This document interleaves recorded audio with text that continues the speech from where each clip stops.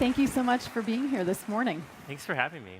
So you guys have a pretty good critical mass of users here in Europe, but for people who maybe don't use Pinterest, have never used Pinterest, maybe they think about it like their friends are pinning stuff for their wedding and don't know much else beyond that. Tell people what Pinterest is. Yeah, I mean, Pinterest is a place where people go to get inspiration for their everyday life. And sometimes it's big things. It's like a big event like a wedding, or they're redecorating their home. Sometimes it's small stuff like picking out a meal. But people use it really differently, and we're excited to have a lot of folks all over the world using it today. How do you put Pinterest in the context of other social networks? I mean, if people say to you, isn't it just like Instagram? What's your response to that? Well, when people use Pinterest, what they tell us is that they're really using it for themselves. They're using it for their hobbies, their inspirations. Whereas social service like Facebook or like Instagram, they're using it to communicate with other people. And we really believe that while social services are great, and there are a lot of wonderful ones, there aren't that many places you can go just to think about your own future and your own inspirations. Can you give an example of that? Sure. I use Pinterest. I've got a family and 2 kids, and so I use it to plan activities I want to do with my kids. When we go on trips and vacations, I use it to plan the things that I want to do in a new city. There are professionals that use it. We just talked to one of the directors of the movie Crazy Rich Asians, and they used it to lay out all the sets. And so there's a really wide range, but I think what's common is that people are using it for kind of their personal interests rather than to project an image or communicate with people that they know.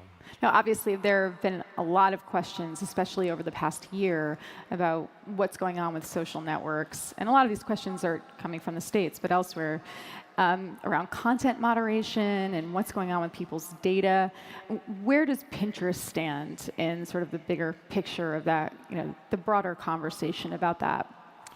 Well, I think that we're a little bit different because the nature of the service is different. Our value is not to be a place to discuss the news.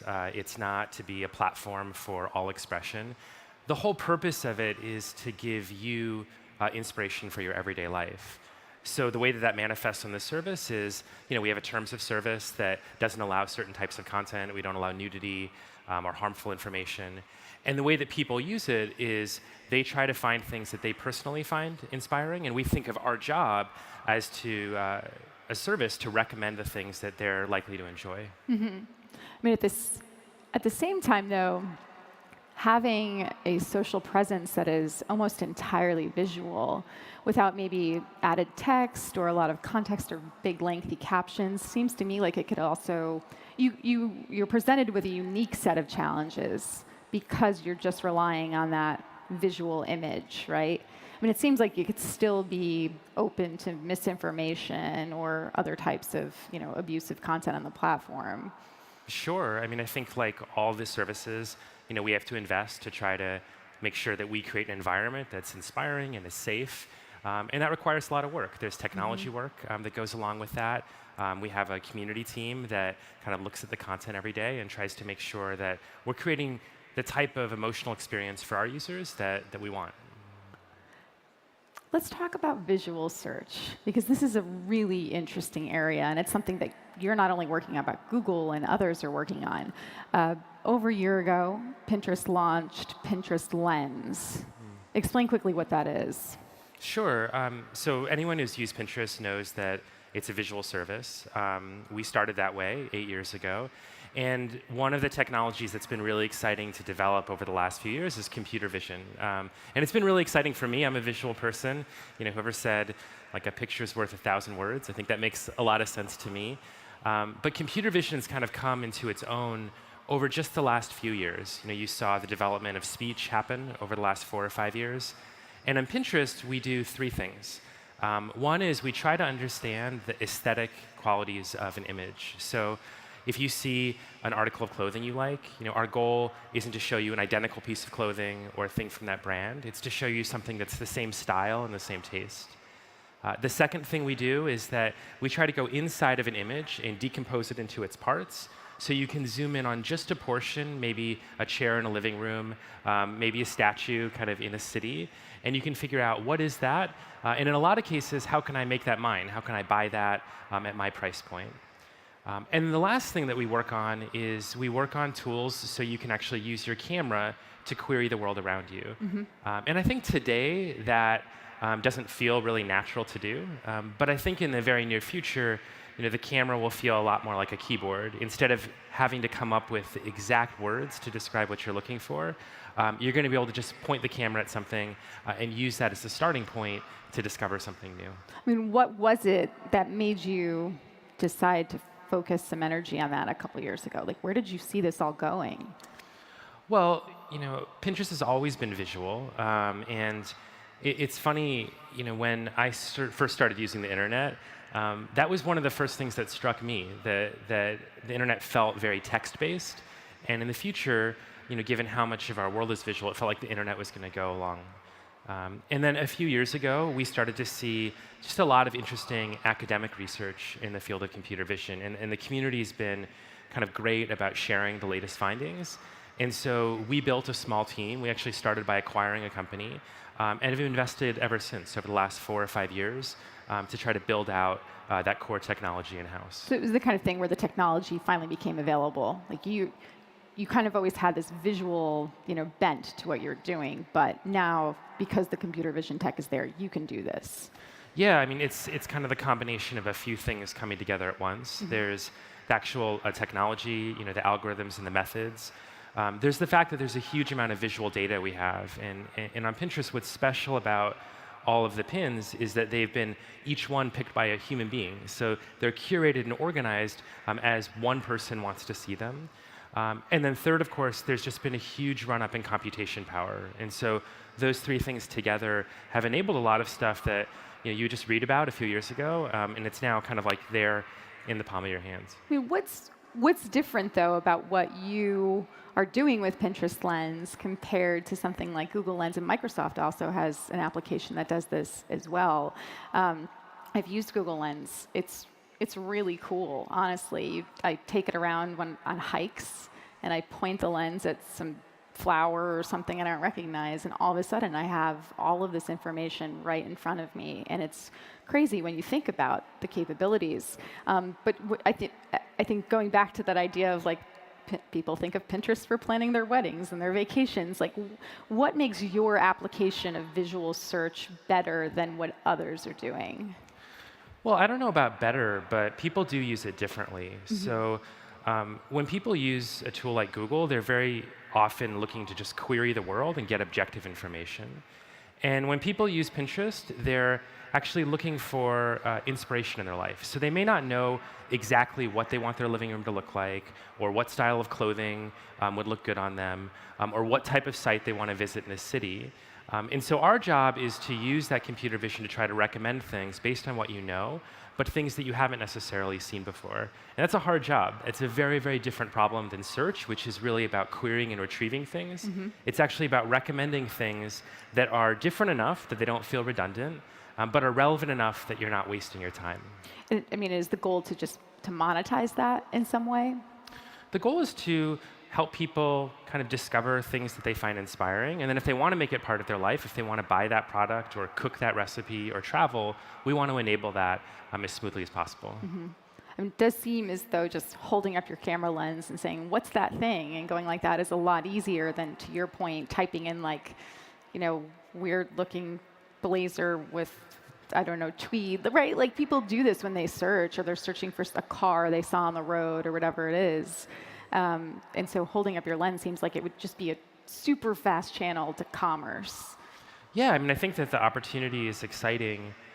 And to me, like a lot of the most futuristic technology, once it's out, like it immediately feels familiar. So it's really familiar to people to walk into a store after seeing something in the window and talk to somebody and say, hey, I'm looking for something like that.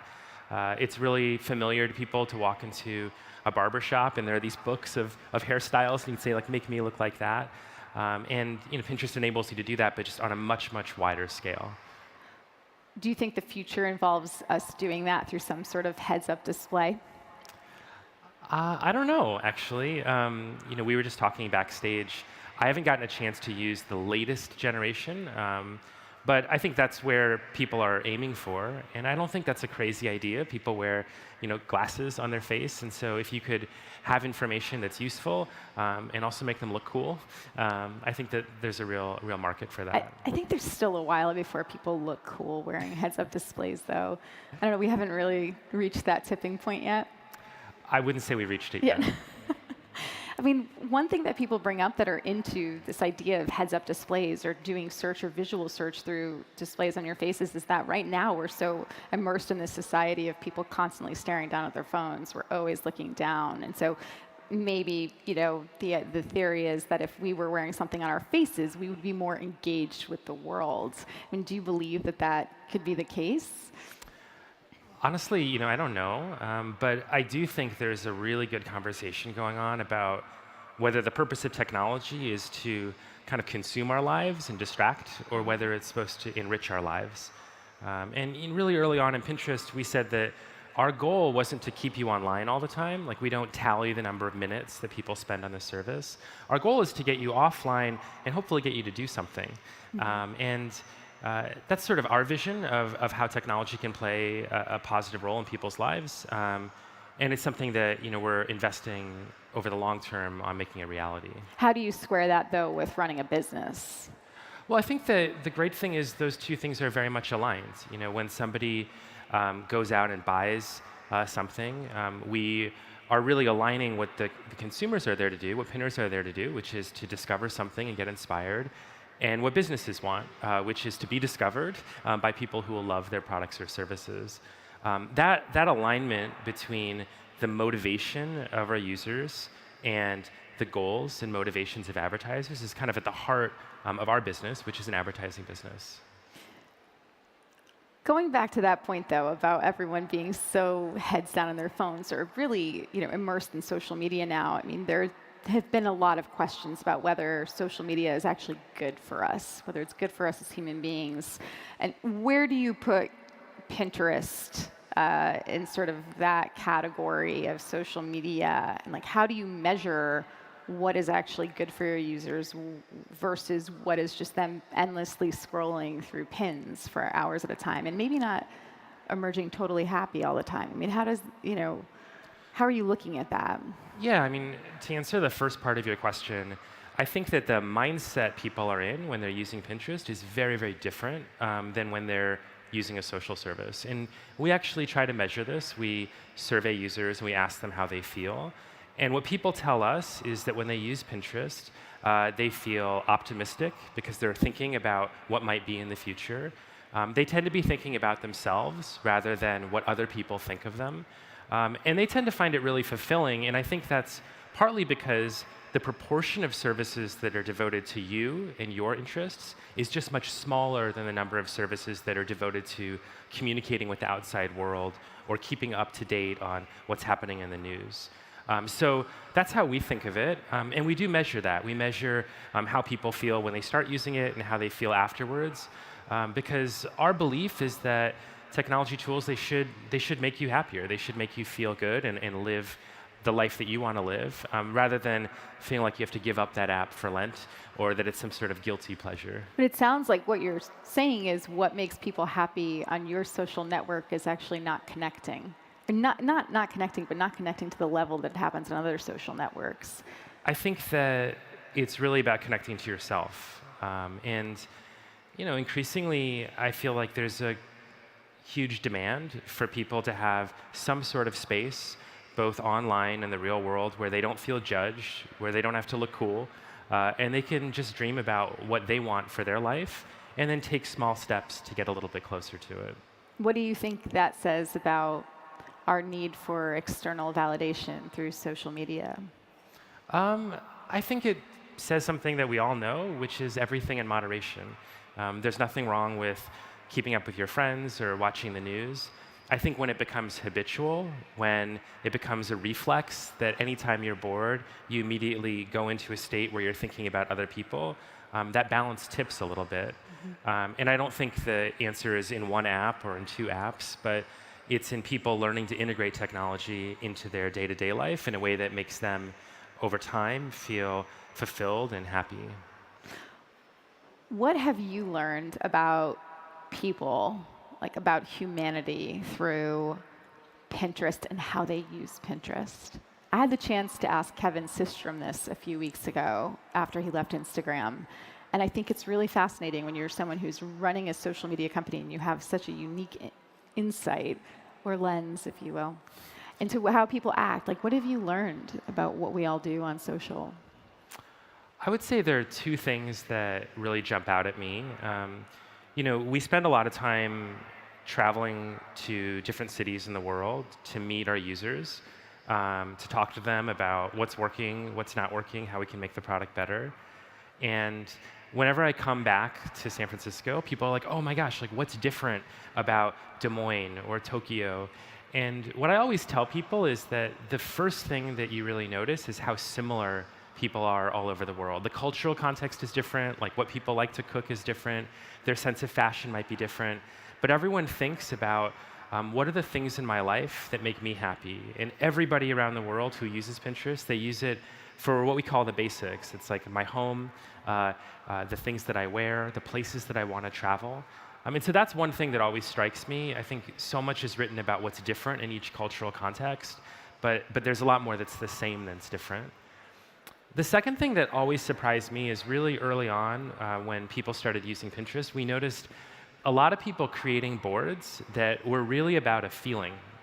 So they would have a board of inspirational quotes, or they'd have a board of things that make me happy or things that make me relaxed. And we didn't know what to make of it, actually. We thought, oh, maybe this is a quirk of a really early user base. But we've seen that persist even now. There are 250 million users, and that's one of the most common ways that people use Pinterest. It's for inspirational quotes. They use it to pin things that make them feel better about themselves. And I think that's really interesting. Like, we don't talk about people's emotions a lot in technology, even though emotions are a very real thing. And what that says to me is that people are looking for tools that help them feel good about themselves, and they're willing to actively create those environments for themselves so they can reconnect with those over time. That's really interesting. Also, I feel like half the inspirational quotes I see on the internet are completely attributed to the wrong person. That's just like an internet thing. It's like, no, Winston Churchill did not say that, actually. But OK. So what's the future of Pinterest? I mean, you are often lumped into a category with really big tech companies. What does the future look like for you guys? Well, I think the mission will remain the same. The mission is to help give people inspiration to create a life they love. But when you inspire people, what's changing on that side is that we're getting better and better at understanding your specific tastes and preferences.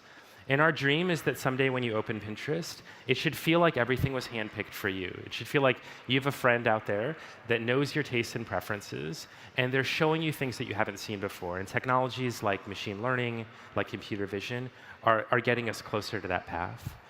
And on the other side, when you find something inspiring, we want to make it as easy as possible to make that thing a part of your life. And for a recipe, that means that you can read reviews, you can go get the ingredients, you can share a photo or a video of how it turned out. For a product, you can find it at your price point, in your country, and you can get it with just one tap. And I think those two pieces of the vision, the inspiration part, and then creating that life so you can get offline and do those things, will be the North Stars for the company for a long time to come. What about the company's financial growth? A lot of your competitors have gone public. Is that in your roadmap? We've said that one of our goals is to be an independent public company. And the great thing this year is that the business continues to do well. And so people are continuing to find value from the advertisements they see. And then on the flip side, we hear from businesses all the time that they're looking for new places where they can actually find brand new customers, where they can find people that haven't heard of their product or service, show up in an inspirational way, and then measure how much value they got from that advertisement. You didn't answer that directly, but I didn't think you were going to. Are you going to go public?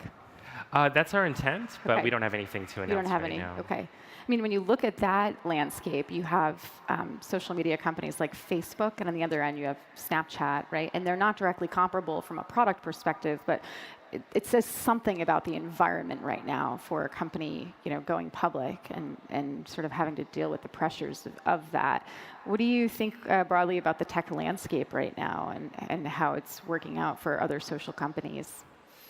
I mean, I think that there are a lot of great businesses out there, and they compete always in two ways. One is they'll compete directly for functionality. And so the best social network is the one where your friends are there. And so you'll pick whatever one your friends are present on.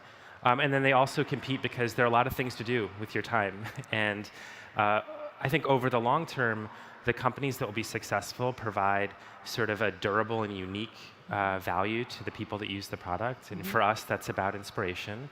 And over the long term, people think of those products as adding value to their life and not something that they want to prune away Right. or reduce. And that's why we care very much about how people feel when they're done using our product, because we think that's a long-term indicator of whether they're getting value from it and they'll want to maintain their use in the future. Yeah, that's a really great point about not building something that people eventually say, I actually need to take this out of my life. Like it's become harmful in some way. Yeah, and I think that's kind of a basic, it's like a basic Yeah. business lesson.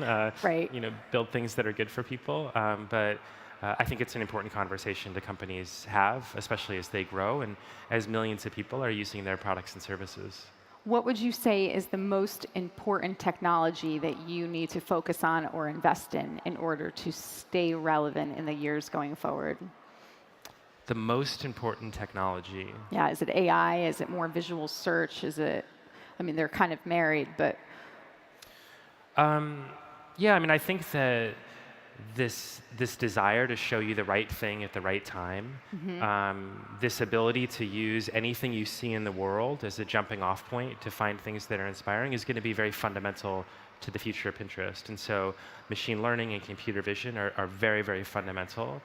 I think the thing that there's not an easy technology answer to, but will also be fundamental, is figuring out, again, how do you make sure that people feel inspired when they use the product, that it feels fresh and fulfilling? And I don't think there's like a whiz-bang solution to it, but that's really about the type of environment that you create for the people that use your product. Ben, thank you so much for chatting with me this morning. Thanks for having me. I appreciate it. Thank you, everyone.